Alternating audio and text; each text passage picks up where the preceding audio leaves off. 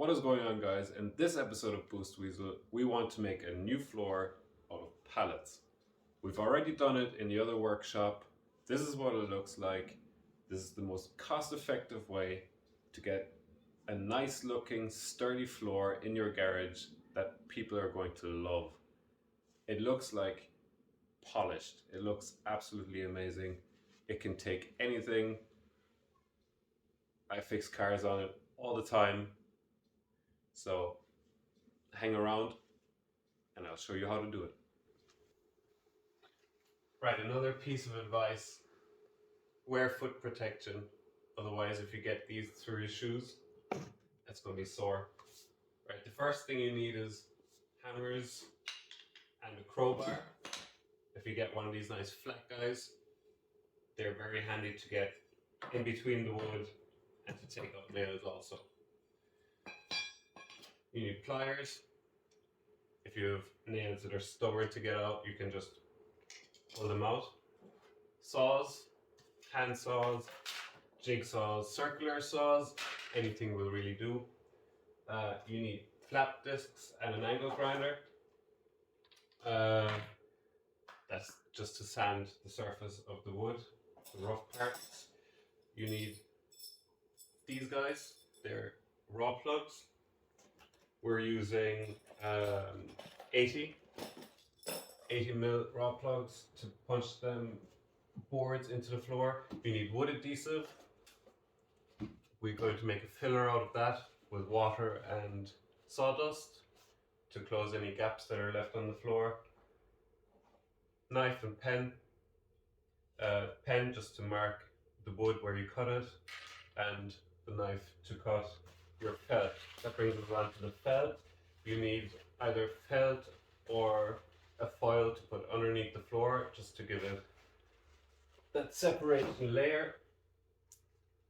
I use a laser to get my straight line on the floor. You don't need it. You can measure it up by yourself, or if you start along a straight edge, you're set to go. Gloves.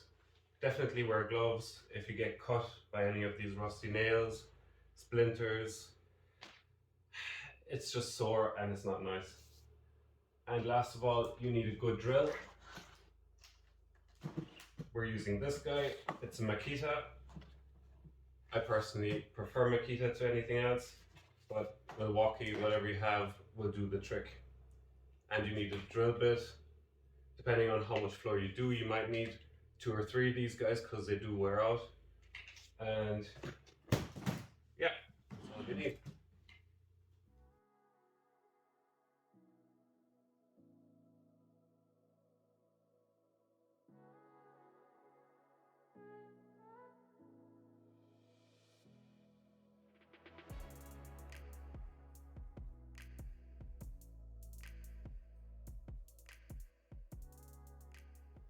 So the first thing you want to do is you want to sort your wood that you take from your pallets by its width and its thickness. If you've sorted these, it'll be a lot easier to lay them on the floor. And what you don't want is you don't want to lay a thick and a thin piece in the same row. It'll just look off.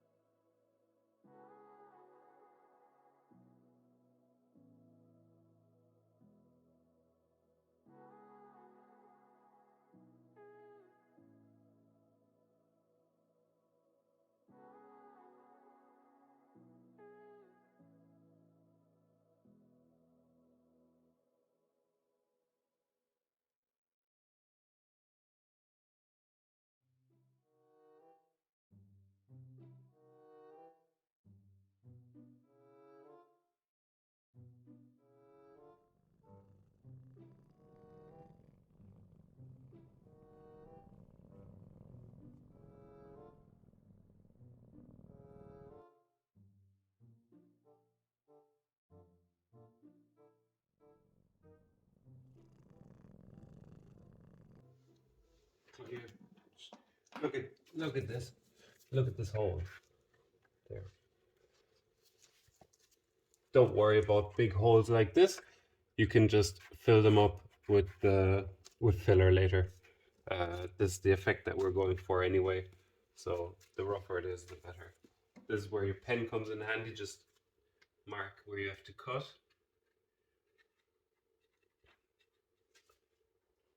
And make sure to offset these boards so you don't have the edge basically on the same line all across the floor, just to give it that bit of a checkered look. Is that right? That's right. That's right. Now we cut.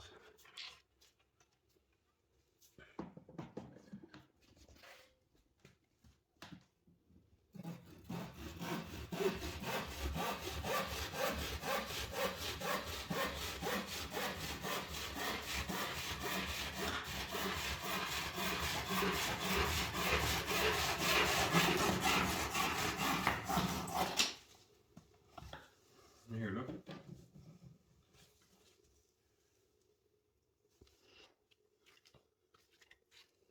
And this piece broke off here. We'll just stick it on there, and when you put the wood glue in, it'll glue it all together. Oops.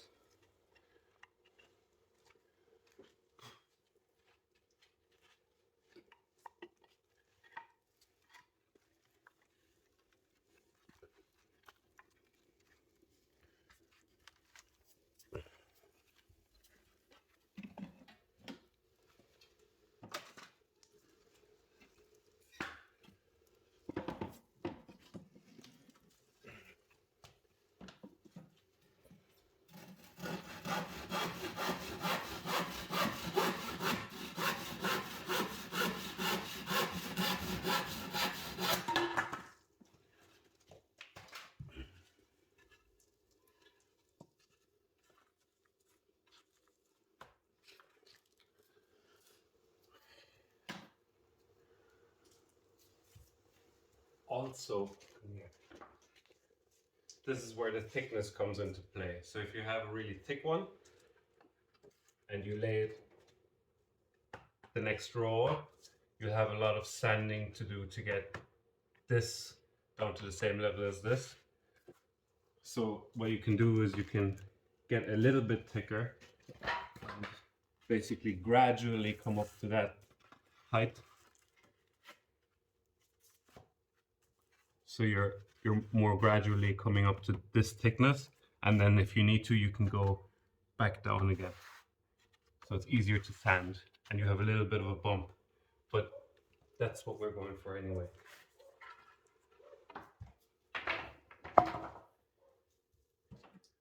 Make sure to keep your offcuts. You'll need them.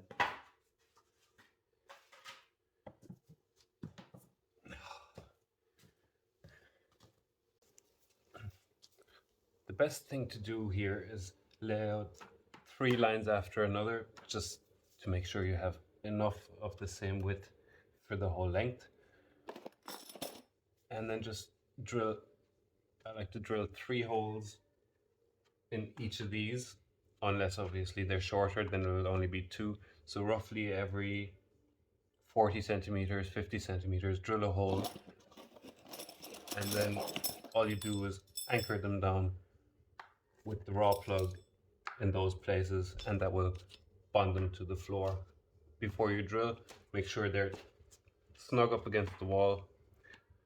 So let's get to drilling.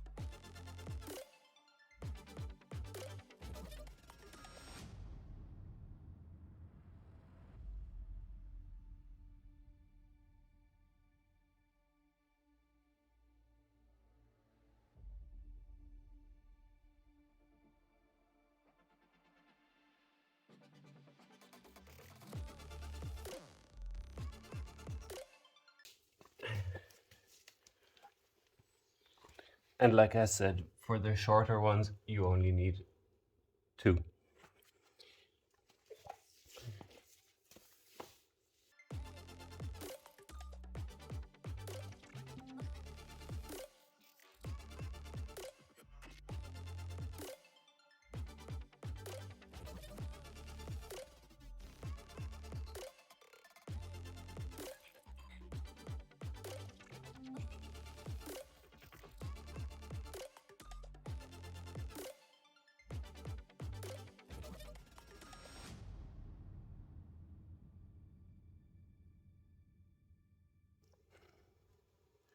Now what you're left with looks something like this.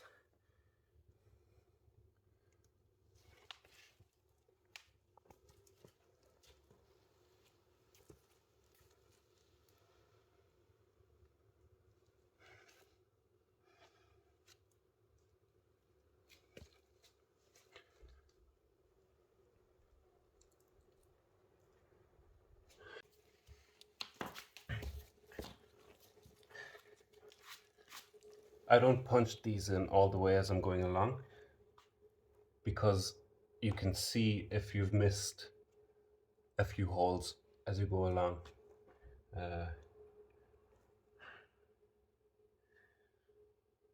So I leave these stuck out and you can punch them in once you're done.